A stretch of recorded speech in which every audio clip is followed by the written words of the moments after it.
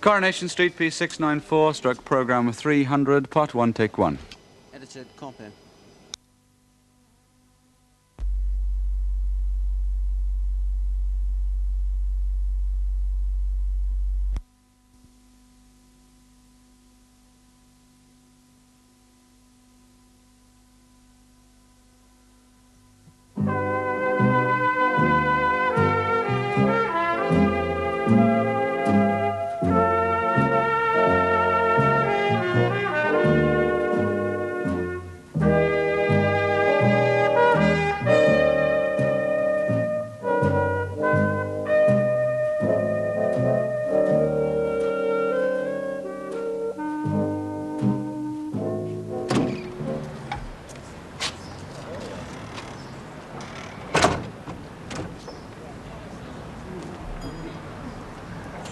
Hello, Winston. All right. How's you and Christine? All right? She's looking bad. much better than... Oh, what you doing? I'm sorry, Your Royal Highness. You want to make sure that there's nobody behind those doors before you barge in. My heck, Mrs. Turpin, you do look a bit different today. Eh? Is it a new hairdo, or have you had a new set of teeth? You do think you're a comic, don't you, Ray Langton? Not only me, some of them girls down the laundrette, they think I'm a right scream. Yeah, well, they don't know you like we do round here, do they?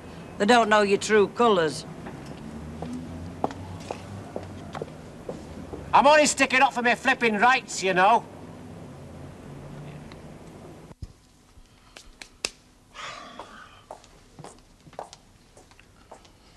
Yeah, sure. Yeah, well, I couldn't be bothered putting the oven on and cooking, you son. That's all right. I'm not really hungry anyway. You're, absolutely certain, are you, that you didn't give Langton that stake money? I couldn't have, could I? He could be lying, you know. I wouldn't put it past him. He could be lying to get out of paying you and the others their shares. I don't think he'd lie about that. You're not really ashamed of me, are you? Oh, no, Chuck. Now, look, let's go over everything what happened again. You've done it a dozen times already, and half a flipping night. No, now, Bet Lynch gave you her stake money in the Rovers, right? Yeah. And Lucille handed over Alan's in here. Right. And Langton himself come round here for yours. Now, you thought Bet's and Alan's were on the sideboard, and he might have picked him up. He couldn't have done, could he? How do we know he couldn't? Because he said he didn't. Ah. His word against yours. Oh, I suppose so, yeah. So we've got naught to worry about as long as you keep sticking to your story. Well, I can't keep sticking to it, can I? Why not? Anybody asks me questions, it'll show, won't it? Show? Show where? In my face. I've got an open face. In fact, you can see my soul in my face. Little ATS girl told me that. Now I get it. Are you sure it was you she was looking at? Because all I usually see in your face is a pair of bloodshot eyes. That's typical, isn't it? Hey, I'm in trouble and you turn on me. Yeah, well, you do tend to get into rather a lot, don't you, Stanley? Whose fault was it I didn't have any cash last week? You're not trying to make out it was my fault you pocketed that money instead of giving it to Langton. I wasn't shelling out a lot of decorations for that Widow Twankey outfit, was I? Now, you watch your tongue. That's my spring in Park Lane gown, and nobody insults that. Any road, it was my own money I spent on it. I couldn't borrow off you, could I? Ooh, do you know what, Stanley? I do believe you'd try and blame me if a bus ran over your foot in Salford and I were in the London clinic having everything taken away. What am I gonna do? Well, what can you do? Go to bed for a couple of days. What about your injections? Injections? Ooh, your ale. Oh, will you? Oh. It's today they find out how much money they would have won, isn't it? Paper in tonight's paper, eh? Every man's hand's against us. Not to mention every woman's. Right, well, you've got to do something about it. Well, thanks, Ken. And cheaper the price of it cheers you up at all. I doubt it will. Give Langton a piece of my mind outside the corner shop, not a bit since. Yeah. I'd like to give him a piece of a brick, like Arthur one across his nut. Well, if you want my opinion, I think he's putting on a bit of an act. How do you mean? Well, you know, Ray, that he will sweat to the very last minute, then he's going to blithely announce that he's changed his mind and pay out the dibs. That sort of character gets a perverse pleasure out of needling people, but he's decent enough underneath. Well, if that's his game, I'll give him a full brick, never mind Arthur one. And I'll hold your jacket for you, Chuck. No, you know what bothers me about it all? It's the trouble it's causing at home. Alan doesn't see it like you do. Well, you know what, fellas, he's not going to make a fuss, he says, until there's something to make a fuss about. Like dibs being a few thousand quid. Exactly. Yes, and I agree with him. It's a fault of women anticipating trouble. There's enough about without reaching out for a lump. Well, fellas ignore trouble, Ken. In the hopes that it'll go away, but it never does, you know. In other words, fellas are cowards. And women are rabble-rousers at heart. There's nothing they like better than a good row. I've never roused a rabble in my life. Well, I will if Alan doesn't get what's due to him from Langton, whether it be £1 or 20,000. Hurrah. Cheers, Elsie. A formidable lady, as my Cyril would say. There's no doubt about it. Oh, what's new about our manager that we've all come to know and hate? Oh, not much since he sacked that group. He's been as nice as pie. I phoned Mrs. Walker about that, by the way. What'd she say? Not a lot. Didn't seem to care very much about that. You know, I'm beginning to think that Bet wasn't far wrong about Mrs. Walker never coming back here. I believe in an afterlife for pets before I believe in that. Good morning, Mr. Barlow. How are we? Oh, fair to middling, as we sometimes say around here. And you? Oh, fine, thanks. Enjoying life to the limit. I told you, like a dog with two tails. I think he knows something myself. And of course I'm enjoying the countryside here. Such a change to see a rose garden from my bedroom window instead of Harriet Whelan's fading curtains across the back. And it's close now, dear. Joni wants to take me shopping in the car. Oh, anyone would think she was on the Riviera and not flaming Derby. She doesn't seem particularly anxious to get home, does she? Oh, no, not a word about what's happening. Oh, be fair, Lucy. What's the point of going on holiday if you're going to be worrying about what you've left behind all the time? Ah, I suppose so. And the Rovers is in good hands. That's a change of tune, isn't it? I thought you were highly suspicious of Mr. Glyn Thomas, the man and his motives. Probably. Still he is on our side, though, isn't he? What side's that? The younger generation. Oh, them. What do you mean, oh, them? Well, they are a recurrent and incurable disease, aren't they? You was one of them once yourself, you know. Exactly. Hello. Well, where's my dinner? Oh, sausage and mash in the oven. We're home soon. Yeah. And you and all by the look of things. Well, the office clock must be fast. Yeah, I thought you might have nipped down to us if you could get a paper. Thought never occurred to me. Obviously not. I suppose it's thousands. No chance. Possible. Possible, but highly improbable. You know, you should have got a solicitor in. If it's a lot, Langton will say you only got interested when you found out how much it was. Elsie, we'll jump that fence when we come to it. What's the point of paying a solicitor to wrangle over a few lousy pounds? The principle's the same, no matter how little it is. It's not practical. No, possibly not. I still think you're being rooked. Look, I'm not going to argue about it, love, until I find out what the sum involved is. Personally, I don't think he is being rude. Eh? I said I don't think Alan is being rude. I mean, if Ray didn't collect his stake money, well, he's entitled to collect the winnings, isn't he? Just a minute, you handed Alan's stake money over. To Stanley Ogden, not to Ray. If you ask me, it's him you should be going at. Well, who's going to collect the winnings? Go on, tell me that. Who's going to collect? Oh, Ray. Well, it's his throat I want me hands round. We'll say Stanley Ogden for afters. What time do you make it? Just coming up to 10 to. What time do you say them papers will be here, love? Same time as I said 10 minutes since. About 2:30. Well, another hour and a half, and I'll know whether I'm going to be a rich playboy or not. Or just a poor playboy, eh? Oh, now, Leonard, don't get all bitter. I'll likely buy you a pint, or even two. I wonder if having 50,000 quid will change me. It couldn't change you for the worse, mate, that's for sure. There you go again, you see. Your eyes are at green. You're like a traffic light, you are. Cool. 50,000 quid. And all from a scratty little game of footy played on the other side of the world in Australia. 50,000. You know what it'll cost you, don't you, Ray? Of course I do. The price of the perm, £1. It will cost you the friendship of nearly everybody around you. Ha! Who needs friends when you got 50,000? Oh, nay, what a daft materialistic philosophy is that? I wouldn't care, but it's been proved. Times without number. Folks with colossal fortunes being miserable through loneliness. How can you be lonely when you're being smothered by dancing girls and Oh, head Nick, waiters come on, you and tell chauffeurs? He thinks he knows it all, so he knows it all. Not Mavis, you tell him. Tell him what, dear? Tell him that friendship's more important than money. Oh, it's right. Friends are more important than money. A few 100,000 quid and have bought her a few friends, no danger. Oh, you're past redeeming. Yeah, hope hairs grow out of your ears and all, mate. Time to say it was? Get knotted. Huh. I'll have a different watch for every day of the week. 2 on Sundays. Yes, Stanley. Usual, please, Bet. Mr. Ogden? Hello, Stan. Hello. Stanley. Very friendly, aren't they? Shouldn't there be a summer? Well, I thought they blamed me for, you know. Hey, it's not you that's niggering Woodpile, love. Well, that's what I thought, but... Well, no, you've no to worry about. I mean, you're in the same boat as me and Alan, aren't you? I suppose I am, yeah. Well then, I like a pub where you can feel comfortable. You know, nothing jarring my eyes and my ears. Sort of homely. That's it. And the sort of pub where you can feel like that's getting fewer and fewer. And why? Because more and more people like their ears and eyes jarred. Oh, I can't believe that, Alan. It's true what he says, Mrs. Clegg. I mean, which are the most successful pubs these days? Ah, are you talking about financial success? Is there any other sort? Oh, that from a Welshman. Land of poetry and song and all that. It's a while since I lived in Wales, Mr. Roberts. No, as I was saying, the successful pubs are the popular pubs. And what is more noisy and jarring than a popular pub? He's right, you know. I mean, whoever says, let's go down to so-and-so's place, it's nice and quiet. I know I keep saying this, but people are the living end, aren't they? They seem to like all the wrong things. Noise, money, drugs, violence. Ah, well, there's some of us who still don't, like you and me. And how much do you two spend in here in a week? You got one in? I can tell him as well.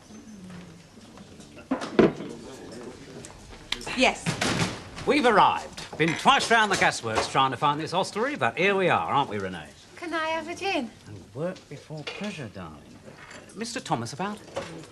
That's in. Oh, well, will you tell him we're here, and it will be delivered this evening? What will be delivered this evening? Well, the organ, darling. What else? The organ.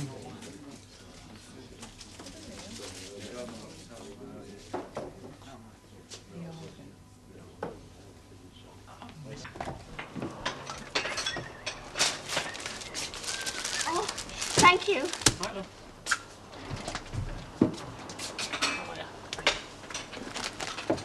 Hey, is them what I think they are? Evening papers. Well, give us a look at one, love, will you? My entire future only depends on what's printed in them, that's all. You know, on reflection, I think Jerry's quite right. Do you? Yeah, I'm not just being loyal. Well, if you say so. Well, Look, get a move on, love, will you, for Pete's sake? no, friends are more important than money. I mean, the longer lasting, you can talk with them, you can go for long walks in the country with them. And, well, if I had to choose between £1,000 and a true friend... Blast and set fire to it! 300 quid. 300 rotten quid. The unusually low dividend is due to the fact that 7 of the score draws was bankers. Well, there you go. Random flipping birthdays and all the papers was tipping them. Hardly a fortune, is it? Say that again. Still, you'd have even less if you were sharing it.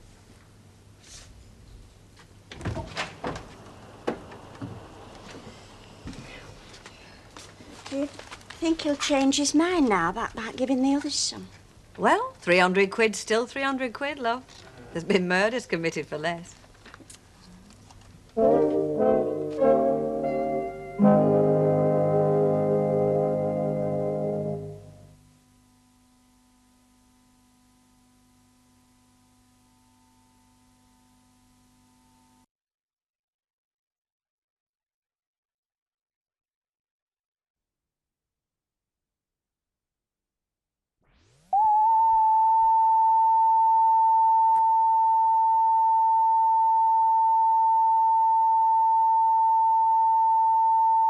Coronation Street, P694, stroke programme number 300, part 2, take 1.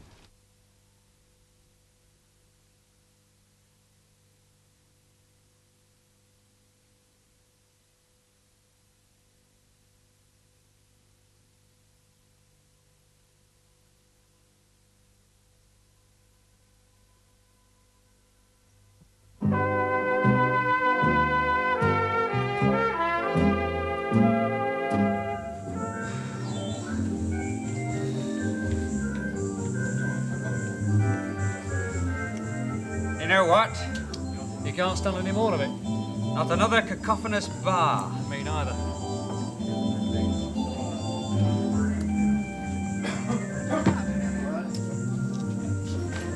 So much for Mr. Thomas's latest crowd puller. Quite like it. Has he had it long? It arrived this evening. Accompanied by a couple of monkeys. Yeah. That's smashing, darling.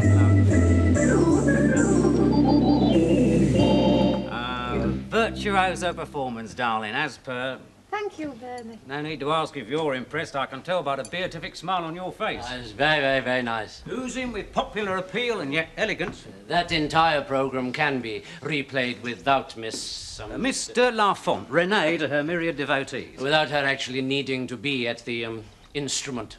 Oh, there's your simple control for an instant replay. It gives you a continuous programme of high-quality music. No need to fill in the intervals with your local Joseph Locks and Doris Days. It spares you all that rubbish. Miss Delafonte can vary her programme, can she? Tell him, Renee. There's hardly a tune I can't play. Beatles, in a monastery garden, you name it. That girl's like a walking musical memory bank. Talk about value for money. She's in the same class as a bag of humbugs. Miss Delafonte, what sort of reaction does she get from the punters, the public? Tell him, Renee. They can't get enough of me. Really? We've turned pubs you thought were derelict into pagan temples. Customers standing on each other's heads. And everyone holding a glass. You see, I've had a very disappointing experience with a pop group. They didn't work. This is very much a family house, you know. A pop group? You can't compare Renee to a pop group. It's like comparing a pit pony to Arcor. It's important I change the image of the place, and quickly. Then Renee's your girl. Tell him, Renee. I'll do my best. You modest little elf. She'll be the talk of the town before you can triple your booze order. Could you play me something else, please? I want to be very sure, you know. Our pleasure, Renee. Oblige the gentleman.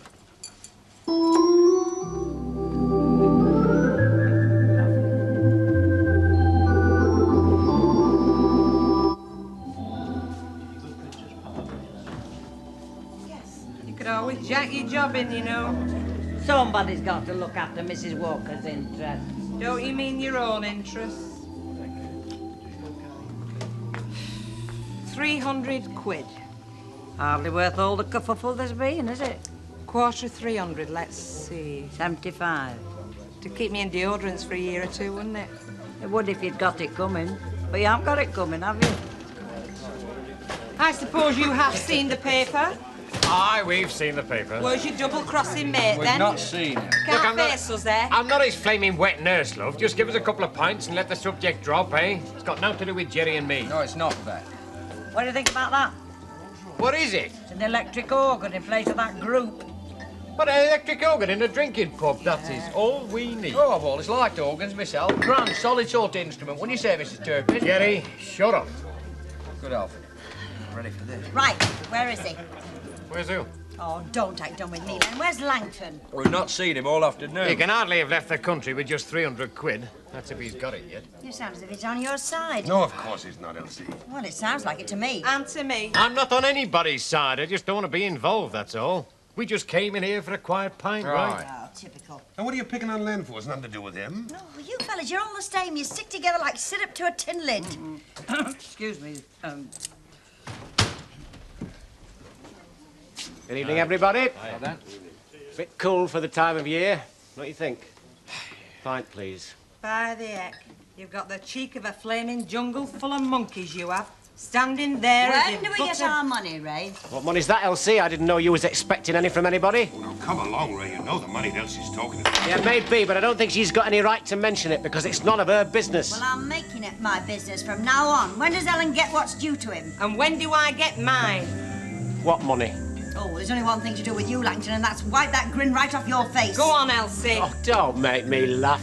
She's all mouth. She couldn't knock the skin off a rice pudding. Oh, flaming well cooked. Oh, quit it, Elsie, and that goes for the rest of you It's and all. all right, you talking, Len. You've lot out to lose. That's true. I know I've got out to lose, but I'm sick to flaming death of you lot, ranting and raving all over the place. Everywhere I poke my nose in recently, there's been somebody sounding off. Here, here. I think it's about time that somebody settled it. He's the one that's got to do the settling. Like now. Like now. You got any ideas, Len? Yeah, my idea is to get something sorted out and then forget it. He's the one that's got to get it sorted out, I've just said. I couldn't agree more. Do you mean that? I said. Well, let's get in the select and get it done. Select's occupied by Lady Organist.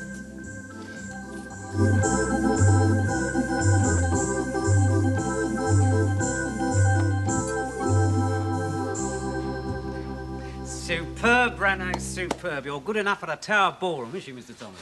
She's very, very good. Do you mind if we barge in? Renee's pleasure. Lured like bees to a honey pot, were you, by her remarkable talent? Well, not exactly, no. We want the use of the room. In private. We are in the middle of a very important audition, you know. I think this is more important. Yes, and we have been customers for a long time. We finished anyway. If you'd like to come into the living quarters, Mr. Fox, Miss Delafonte. Renee.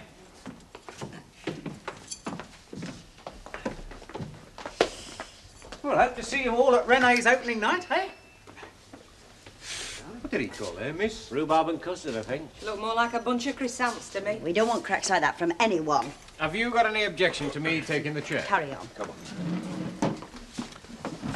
Now then, Langton, what is this sort-out that you have in mind? Not sure I like the idea of this sort-out. It implies that somebody's got a right to something. I'm the only one with that. What exactly are they doing in there? Search me. They only trooped in a couple of minutes since. Well, I think if we see blood coming from under that door, we ought to send for police. What's that about blood? Oh, rest of your syndicate's in there having it out with Langton, Stan. I think you should be in there with them. You're very right. Well, I don't. I'll abide with what they agree. Oh, I think you should be represented. Well, I don't, right? No need to shout at me in public. So cropped up then, Stan? Why should there have? There are. You can tell the way his top lip's beginning to He sweat. can't look you in the eye. You're worse than me, Stan, when it comes to covering. There's no fresh, I tell you. Note. I still say I warned them what would happen if I didn't get the stake money. Well, I didn't get it. So I'm in order not to shell out.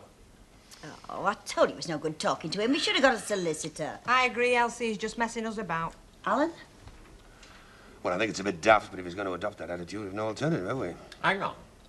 What was the point in you coming in here, Langton, if you had no intention of changing Well, your for mind? one thing, I was hoping that somebody might see my side of it. Admit that I've got a point. Oh, I've had enough of this. Let's go I home. said hang on. I can see your side of it. If you didn't get the stake money and you'd warned everybody... I did warn them and I didn't get it. Well, what more do you want? Well, they've not said they see my side of it, have they? None of them. All right, I'll say it. If the same thing had happened to me, I'd have adopted your attitude. Alan! You definitely believe I didn't collect out off Stan, do you? Well, if you say so. Oh, I'd sooner believe one as the other. I just want my brass. Alan. All right. You can have it. You two, 75 each, but Ogden gets nout. I keep the rest. Fair enough by me.